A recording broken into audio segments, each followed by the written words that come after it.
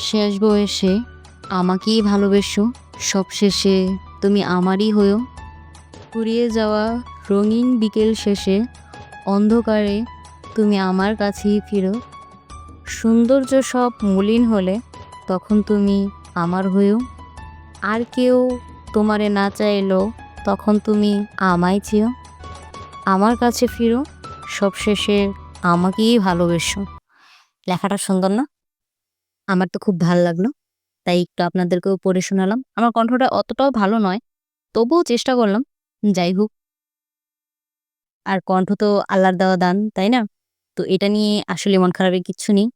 তো কথা বলতে, বলতে দেখেন এখানে কি সুন্দর সবুজ শাক কেটে নিয়েছি, লাউ শাক। আর শাকগুলো কিন্তু সত্যিই অনেক টাটকা ছিল। আর শাকগুলো দেখেই মনটা ভালো হয়ে গিয়েছিল আমার। তো চলুন আজকে আপনাদের সাথে কিন্তু লাউ শাকের রেসিপি শেয়ার করব। আসসালামু আলাইকুম। সবাই কেমন আছেন? সবাইকে আরো একবার স্বাগত জানাচ্ছি রাইফাজ ওয়ার্ল্ডে। আশা করছি সবাই অনেক, অনেক ভালো আছেন। আর আপনাদের দোয়ায় আমরাও অনেক ভালো আছি।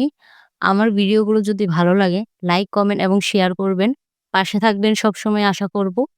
তো আমার মাছগুলো ভাজা কমপ্লিট হয়ে গিয়েছিল। এদিকে আমি তরকারিটা বসিয়ে দিচ্ছি। সত্যি কথা বলতে কি জানেন? আমার কাছে এই টাইপের হাঁড়িগুলোতে রান্না করে আমি তৃপ্তি পাই, শান্তিও পাই। কিন্তু ভিডিও করার জন্য ওই সুন্দর, সুন্দর হাঁড়ি-পাতিলে রাঁধতে আমার ভালো লাগে না। আসলে আমি ননস্টিক প্যান পছন্দ করি না, যেটা সত্যি কথা। তো যাক, এখানে আমি মসলাগুলো কষিয়ে নিয়েছি। আমি কিন্তু খুব অল্প পরিমাণে মসলা দিয়েছি। একটা কথা কি জানেন তো?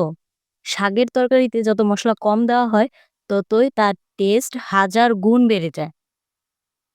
তো আমি পরিমাণ মতো হলুদ, মরিচ, লবণ দিয়ে কষিয়ে আগে থেকে লাউ শাকের ডাঁটা আর আলুগুলো একটু কষিয়ে নিচ্ছি। কারণ এগুলো সেদ্ধ হতে একটু সময় লাগে। শাকটা কিন্তু খুব দ্রুত সেদ্ধ হয়ে যায়। আর আমি ওগুলো কষানোর পরে শাক দিব। তাহলে শাকের কালারটা সবুজই থাকবে। নয়তো একটু ফ্যাকাশে হয়ে যায়। যেটা আমার ভালো লাগে না, সত্যি কথা। আমি সবসময় এভাবেই রান্না করে থাকি। ট্রাই করে দেখতে পারেন। তো আমি একটু নেড়ে-চেড়ে নিচ্ছিলাম শাকগুলো দেওয়ার পর। আর এখানে এখন আমি এটাকে একটু কষাতে দিয়ে দিব। এদিকে আমি আবার চুলায় ডাল বসিয়ে দিয়েছিলাম, ডাল ভুনা করছিলাম। তো এখানে ডালটাও একটু বাগার দিয়ে নিলাম। ডালটা বাগার দেওয়া কমপ্লিট। আর আজকে ডালটা কিন্তু সত্যি অসাধারণ হয়েছিল খেতে। আর এরকম ডাল ভুনা কার, কার ভালো লাগে বলবেন। আমার হাসব্যান্ডের খুবই পছন্দ এই ডাল ভুনাটা। তো এদিকে আমার ডাল ভুনা কমপ্লিট হয়ে গেল।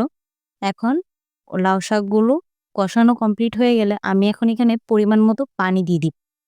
পানির পরিমাণটা অনেক মনে হচ্ছে। সত্যি কথা বলতে কি জানেন? আমি যখন রান্না করি তখন তরকারি পুরো সমুদ্র হয়ে যায়। আমার আম্মু বলে যে আমি নাকি সমুদ্রের সব পানি ঢেলে দেই তরকারির ভিতরে। তো যাই হোক, না আসলে হাঁড়িটা ছোট, অল্প তরকারি ছিল তাই এমন মনে হচ্ছে। তো এখানে আমি বলক চলে আসলে ভাজা মাছগুলো দিয়ে দিচ্ছি। মাছগুলো খুব সুন্দর করে ভেজেছিলাম আজকে। আর দেখেন কাঁচামরিচও দিয়ে দিয়েছিলাম। আমার রান্নাটা কিন্তু কমপ্লিট হয়ে গেছে। আজ এ পর্যন্তই। আল্লাহ হাফেজ।